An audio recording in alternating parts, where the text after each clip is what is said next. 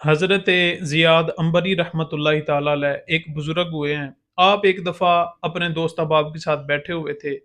बातें हो रही थीं कि अचानक बातों-बातों में कोई ऐसी बात हुई जिस पर सब हँसने लगे, मुस्कुराने लगे। तो आप भी मुस्कुरा दिए और इसी मुस्कुराने के दौरान, हँसने के दौरान आपकी आवाज़ कदरे बुलंद हो गई। अब आपकी आवाज़ बुलंद हुई तो अचानक इसी दौरान आपको न जाने दिल में क्या ख़्याल आया, आपने फ़ौरन हँसी रोकी और कहा अस्तगफिरुल्लाह। अल्लाह पाक की पाक बुलंद बारगाह में तौबा इस्तिग़फ़ार करने के बाद आप ख़ामोश हुए और अचानक रोना शुरू कर दिया और इस कदर रोए, इतना ज़ारो कितार के साथ रोए कि दोस्त अहबाब में से किसी को कुछ कहने की हिम्मत ही ना हुई। दोस्त अहबाब चले गए। अगले दिन जब फिर दोस्त अहबाब मुलाकात के लिए आए, बैठे तो एक साहिब बोले कि आली जा, हँसने के दौरान मुस्कुराते हुए अचानक बिल्कुल यकदम यूं बंदे की कैफियत बदल सकती है और बंदा रोना शुरू कर सकता है और इस कदर भी रो सकता है, ये हमने कल जिंदगी में पहली दफा देखा है।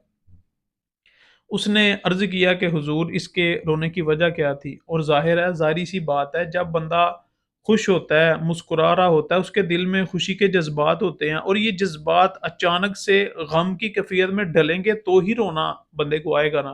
तो ये अचानक खुशी के जज़्बात गम में कैसे बदल सकते हैं? वो भी दोस्त अहबाब की बैठक में बैठे हुए, मुस्कुराते हुए बातें हो रही हैं, इस दौरान कैसे कैफ़ियत बदल सकती है? सब दोस्तों ने जब परेशान होके पूछा, तो आपने जो जवाब दिया ना, वो वैसे दिल के कानों से सुनने वाला है। आपने बड़ा हसीन जवाब दिया। आप फरमा रहे थे कि जब बात हुई हँसी वाली तो मैं मुस्कुरा दिया, हँस पड़ा। मैं वाक़ई खुश था।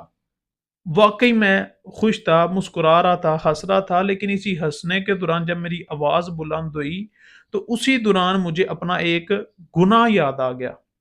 आप फरमाते हैं जब मुझे गुनाह याद आया तो मेरे दिल की कैफियत अचानक गम में बदल गई। जब मुझे उस गुनाह का अंजाम और सज़ा याद आई तो मुझ पर गम की कैफियत तारी हुई और मैंने रोना शुरू कर दिया। अगले दिन भी जब आप अपने दोस्तों को कल वाले रोने की वजह बता रहे हैं, इस दौरान भी आपकी कैफियत इस तरह हो गई कि आप पर दिक्कत तारी होगी, आपने फिर इस ज़ारो-कितार से रोना शुरू कर दिया कि देखने वाले भी तौबा इस्तिग़फ़ार करने पर मजबूर हो गए।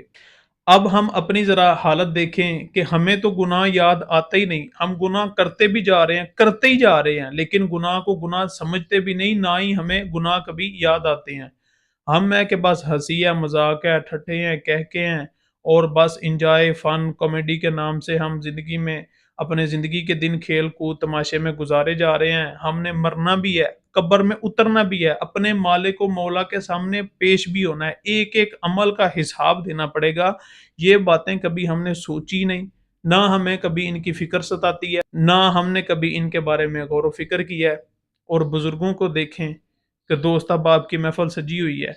अच्छा, बुज़ुर्गों की जो महफ़िल होती थी, ये फ़ुज़ूल गप्पियों वाली तो महफ़िल होती नहीं थी और ना ही कोई वहाँ बाकायदा कोई कॉमेडी का प्रोग्राम चल रहा था। बस यूँ ही दोस्तों में बैठे-बैठे कोई बात हो गई होगी, आप मुस्कुरा दिए और उसी मुस्कुराने में भी आपके दिल पर खौफ़े खुदा का इतना गलबा हुआ कि फिर आप इस कदर रोए कि दोस्त अहबाब में से किसी को कुछ कहने की हिम्मत ना हुई। अल्लाह पाक की पाक बुलंद बारगाह में दुआ है, अल्लाह करीम हमें भी इन बुज़ुर्गों के सदक़े फ़िक्र आख़िरत करने की तौफ़ीक अता फ़रमाए।